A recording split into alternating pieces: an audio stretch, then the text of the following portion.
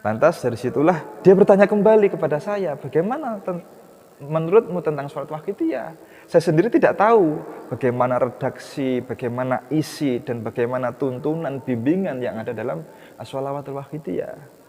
Setelah itu beliaunya memberikan lembaran. Assalamualaikum warahmatullahi wabarakatuh. Sahabat muslim, hari ini saya akan berkunjung ke salah satu sahabat muslim. Siapakah beliau? Kita akan cari tahu inspirasi apa yang bisa kita petik hari ini. Ikuti terus kami, tetap semangat dan terus mujahadah.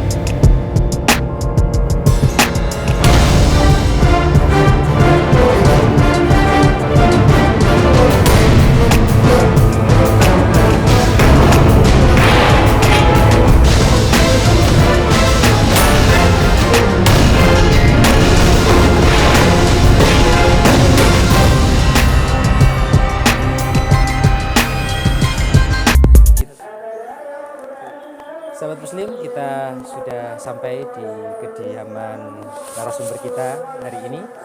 Mari langsung kita sapa beliau. Mudah-mudahan beliau ada di tempat. Ikuti kami.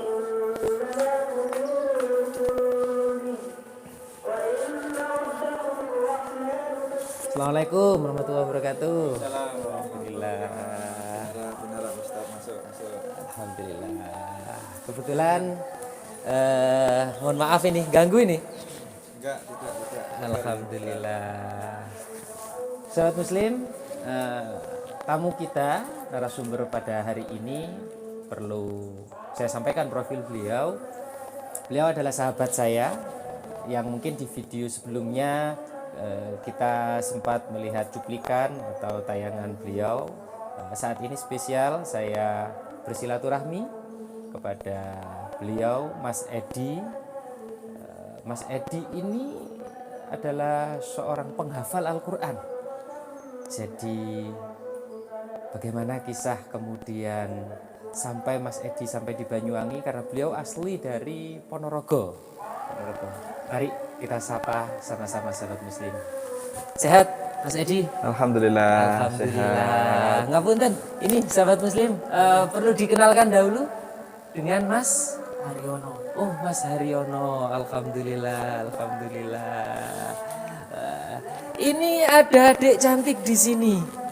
Ada adik Putri Pertama. Putri yang pertama. Alhamdulillah. Usia berapa? Usia 2 tahun lebih 4 bulanan lah. Lebih 3 bulan 4 bulan. Alhamdulillah. Baru dianugerahi satu nggih. Alhamdulillah, baru anak pertama ini Ustaz. Oke. Mas Edi, saya baru sempat ini silaturahmi ke jenengan.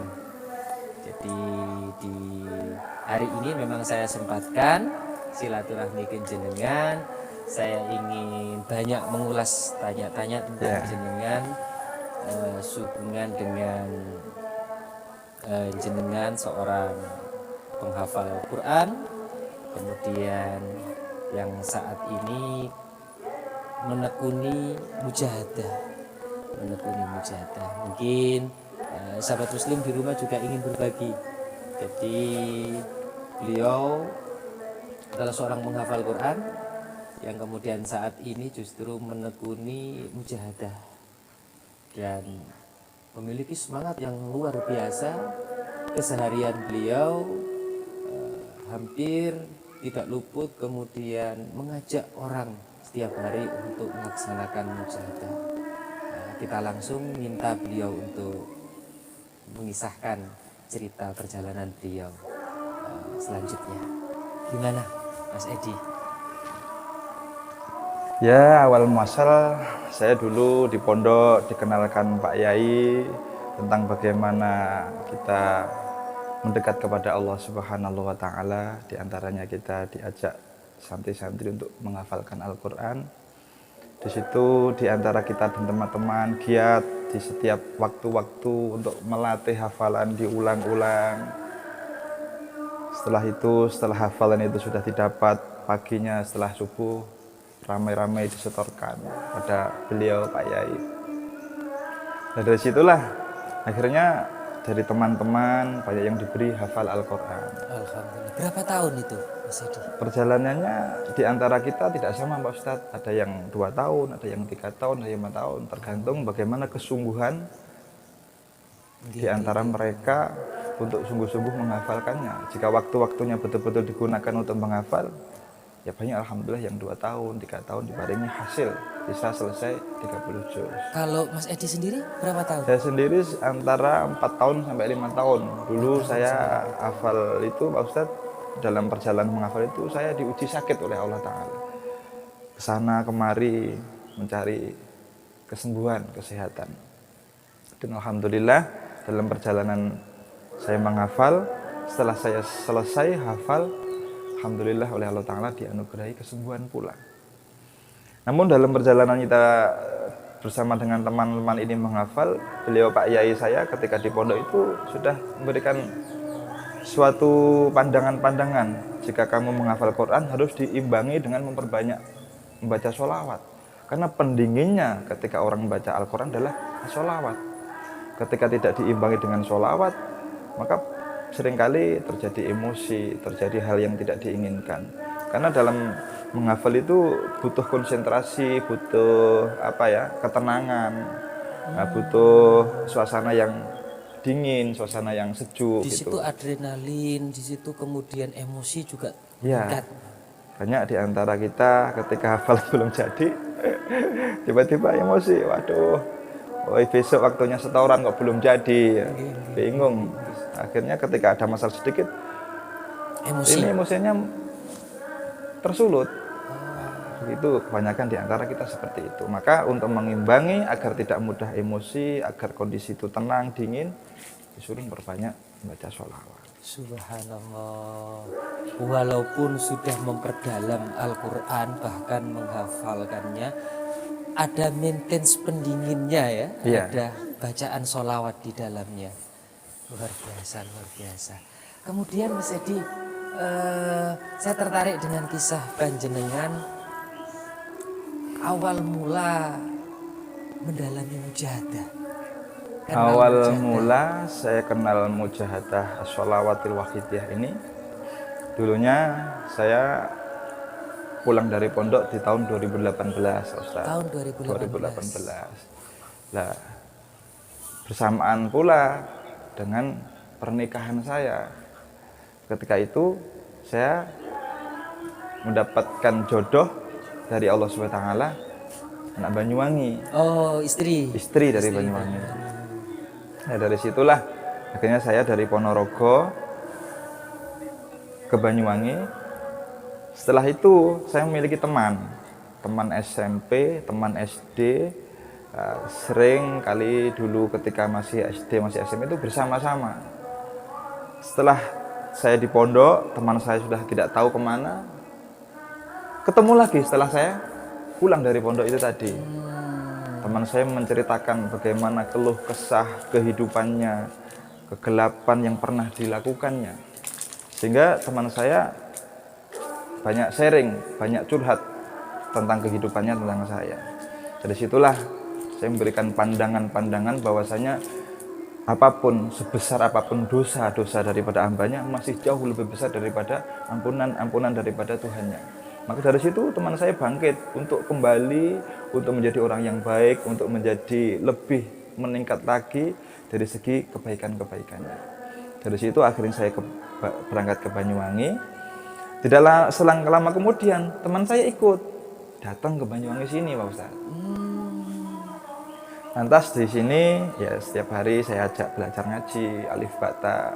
Yang dari Dari Ponorogo, Ponorogo tadi tadi ya. datang ikut ngejar jenengan ke Banyuwangi. Ikut di sini sampai di sini hampir 1 tahun. Wah, alhamdulillah.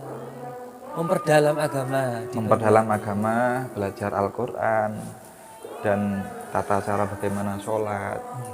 Nah, dari situ kan saya di sini dekat dengan masjid. Setiap datang waktu sholat saya ajak ke masjid. Malam saya bangunin, saya ajak memperbanyak baca sholawat. Terus subuhnya saya ajak jamaah di masjid. Nah, dari situ teman saya banyak mengalami suatu perubahan. Dari situlah akhirnya teman saya ini kangen keluarganya yang di Ponorogo.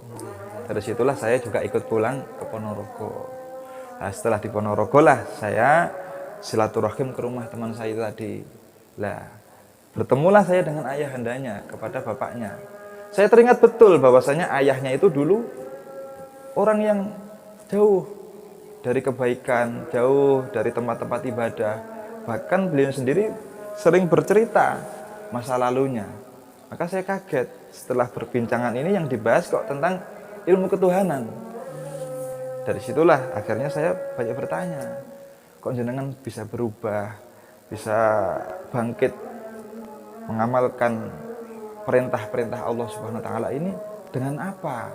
Kok bisa meninggalkan dunia hitamnya menuju kepada Allah Subhanahu wa taala? Justru jenengan kaget melihat perubahan yang terjadi di orang tua. Teman saya tadi. Teman itu tersebut.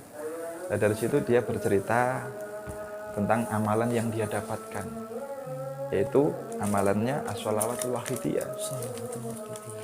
Yang dibahas beliau adalah tentang bagaimana tujuan hidup daripada manusia. Tiada lain, tiada bukan, dia hanyalah untuk mengabdikan diri kepada Allah.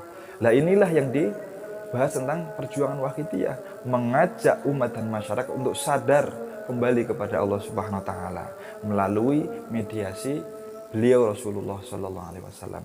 Lah dari situlah awal muasal dia itu mulai kembali, mulai sadar, mulai mau sholat, mulai mau puasa, diawali dengan dia mengamalkan as-shalawatul wahidiyah tadi.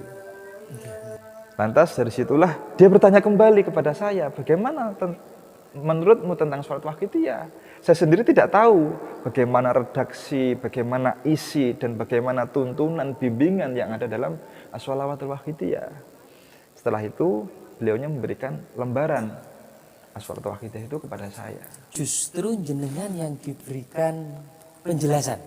Ya, dari situ saya shalawatul wahidiyah. terangkan tentang shalawatul wahidiyah kepada saya. Oh. Dan dari situlah saya melihat isi redaksi daripada surat itu begitu luar biasa, Pak Ustaz. Di antara isinya tamama maghfiratika wa tamama nikmatika, kesempurnaan ampunan, kesempurnaan nikmat. Sehingga dari situlah saya, apakah saya bisa boleh mengamalkannya? Nah, beliau menjawab dengan sangat senang hati, sangat diperbolehkan. Bahkan ini disampaikan kepada siapapun tanpa pandang dan bulu. Lantas setelah itulah saya dituntun, dibimbing, didampingi untuk bermujahadah selama 40 hari. Sahabat Muslim, mungkin satu hikmah kesimpulan yang bisa saya petik.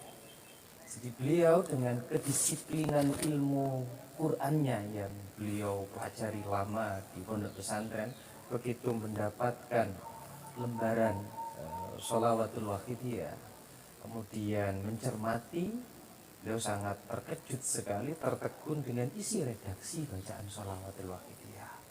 Karena beliau memang memiliki kemampuan di dalam bidang tafsir ataupun redaksi yang ada di dalam shalawatul wahidiyah. Terus langsung kemudian jenengan tertarik. Setelah itu tidak selang lama kemudian, 1 hari atau 2 hari kemudian lah, saya ditemani mujahadah selama yang saya tempuh itu pertama kali 7 hari, Pak Ustaz. 7 hari. Yang ada di bimbingan itu kalau mampu bisa 40 hari itu ringkas menjadi 7 hari. 7 hari. Yang bilangannya dikali lipatkan. Dilipat gandakan. Dilipat gandakan 10 kali lipat. 10 kali lipat. 10 kali lipat. Subhanallah. Dan itu jenengan lakukan. Dan alhamdulillah saya didamping itu alhamdulillah bisa sampai ke 7 hari Pak Ustaz. Alhamdulillah dalam perjalanan yang mengamalkan ini banyak hal-hal yang saya alami. Bahkan yang dulunya tidak pernah merasakan hal sesuatu yang seperti ini, saya alami. Ketenangan jauh lebih didapatkan. Nah, terus rasa untuk bangkit, untuk semangat yang dulunya agak malas itu bangkit lagi. Luar biasa Pak Ustadz. Maka dari situlah saya akhirnya mengajak bagaimana istri saya, keluarga saya yang dulunya masih di Ponorogo. Saya sempat mendengar dari beberapa kawan yang ada baik di Ponorogo maupun di Banyuwangi tentang keseharian jenengan semenjak jenengan mendalami mujahadah mengamalkan sholawat tersebut. Hampir rutinitas jenengan tiap hari disibukkan dengan mengajak orang untuk bermujahadah. Ya. Apa visi misi jenengan kemudian punya semangat yang kuat untuk mengajak umat, untuk mengajak masyarakat untuk mendalami mujahadah? Ada hal apa yang jenengan rasakan? Begini Pak Ustadz, seperti hanya seandainya saya menemukan suatu hal yang indah, suatu hal yang baik, katakanlah mutiara. Alangkah baiknya ketika mutiara ini tidak saya nikmati sendiri, namun bisa kita nikmati bersama. Keluarga, tetangga, bahkan umat dan masyarakat. Karena seperti hanya saya ketahui, sholawat itu kan banyak.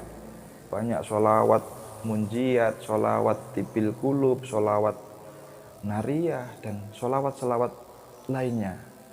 Namun di dalam redaksi sholawat wahidah ini ada spesifikasi tersendiri yang tidak ada dalam redaksi sholawat lainnya. Dari situlah akhirnya bagaimana daripada sholawat wahidiyah ini ada ajarannya, tuntunannya yang betul-betul mengajak dari setiap pengamal ini betul-betul kembali kepada Allah, menjadi Abdullah yang sungguh-sungguh. Nah, dari situlah pentingnya bagaimana orang-orang yang belum mengenal hakikat daripada ketuhanan Allah Subhanahu wa taala ini betul-betul mengenal kepada Allah. Termasuk Mas Haryanto nggih? Oh, Haryono, mohon maaf. Mas Haryono juga diberitahu juga sedang Mas Haryono ini dikenalkan as-sholawatul wahidiyah melalui orang yang pernah saya dulu kenalkan tentang sholawat wahidiyah, yaitu Mas Saifullah. Getok tular ceritanya. Ya, getok tular. Mas Saiful dulunya pernah jatuh dalam dunia hitam, kegelapan, kemaksiatan lah katakanlah. Alhamdulillah dia bisa merubah hidupnya menjadi baik, menjadi orang-orang yang sadar kepada Allah. Dan dalam perjalanannya dia bekerja ditemukan dengan Mas Haryono ini katanya. Oh, Mas Haryono sudah mulai belajar mengamalkan mujahadah juga? Alhamdulillah. Sudah berapa lama? Apa masih dalam proses juga? Masih dalam proses 40 hari. Masih dalam proses mujahadah 40 hari. Subhanallah. Apa yang membuat Mas Haryono tertarik dan mau belajar mujahadah kemudian 40 hari secara istiqomah dilakukan? Ya ingin memperbaiki hidup. Oh, pengen memperbaiki hidup. Subhanallah, para hadirin, para sahabat muslim. Jadi hari ini saya selain silaturahmi ke Mas Edi, kebetulan juga saya berjumpa dengan Mas Haryanto, nggih? Haryono, mohon maaf, Mas Haryono, yang juga masih dalam tahap mujahadah 40 hari. Mudah-mudahan beliau diberikan keistiqomahan. Simple dan sangat singkat yang beliau sampaikan kepada saya, ingin memperbaiki diri. Itu yang beliau sampaikan. Kemudian langkah mujahadah yang beliau tempuh sangat luar biasa dan momentum yang sangat-sangat juga tidak saya duga. Hari ini saya silaturahmi ke kediaman Mas Edi, kemudian juga bertemu dengan Mas Haryono yang kebetulan juga sedang dalam proses mujadah 40 hari. Sudah berapa hari Mas Haryono? mulai tanggal 8 Desember kemarin Mas, Tanggal 8 Desember sampai hari ini.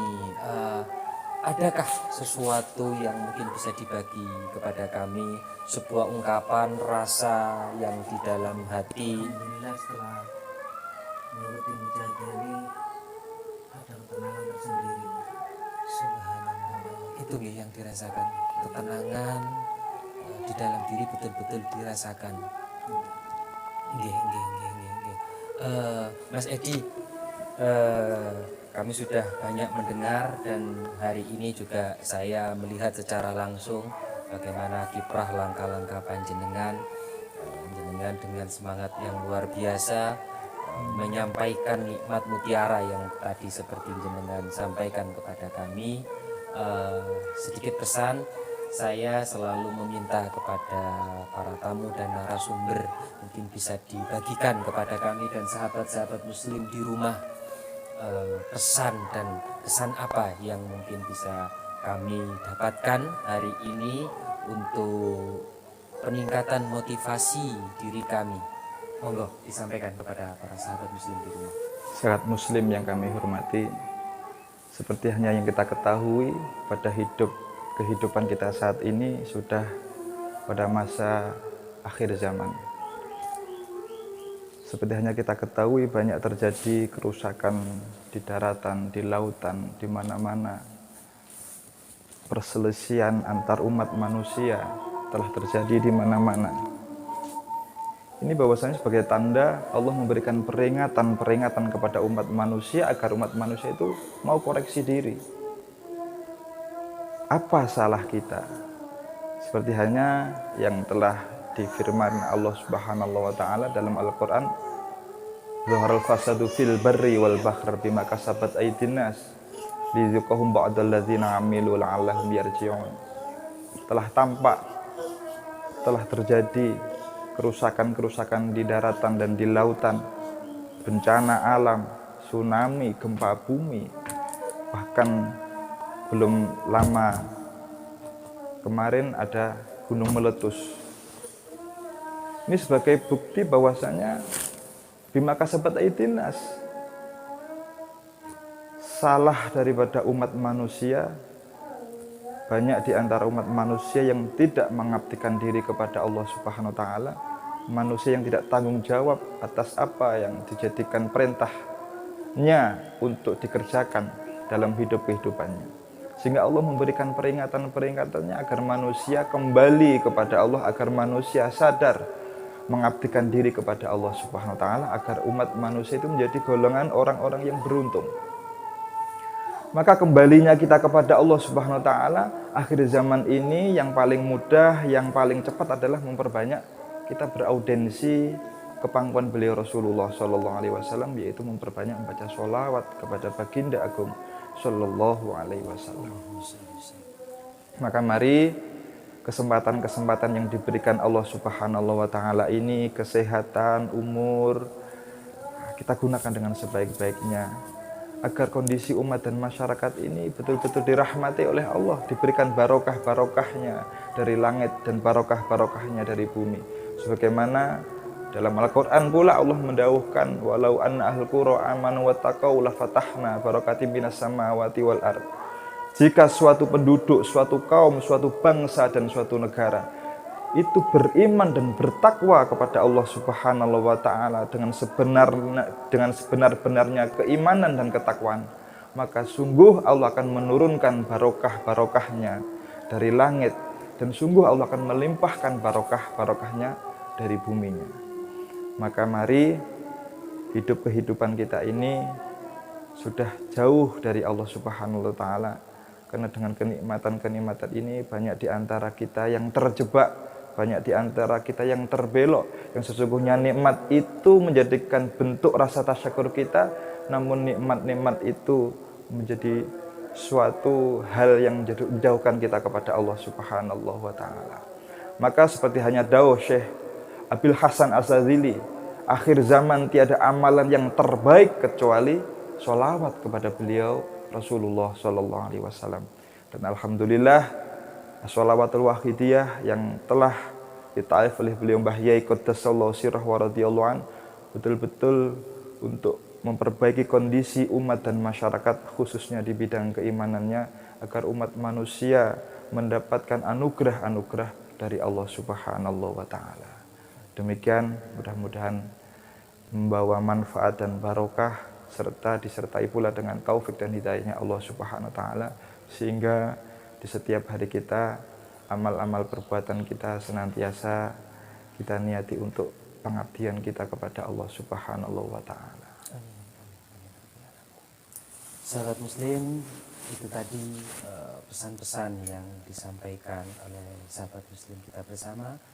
Mudah-mudahan pada pertemuan hari ini kita betul-betul bisa mengambil hikmah dari sebuah kisah perjalanan beliau, dan sekali lagi apa yang beliau sampaikan tadi betul-betul menegaskan bahwasannya agar kita betul-betul menggunakan waktu-waktu kita, gunakan waktu sehat kita sebelum datang waktu sakit kita, gunakan waktu lapang kita sebelum datang waktu sempit kita.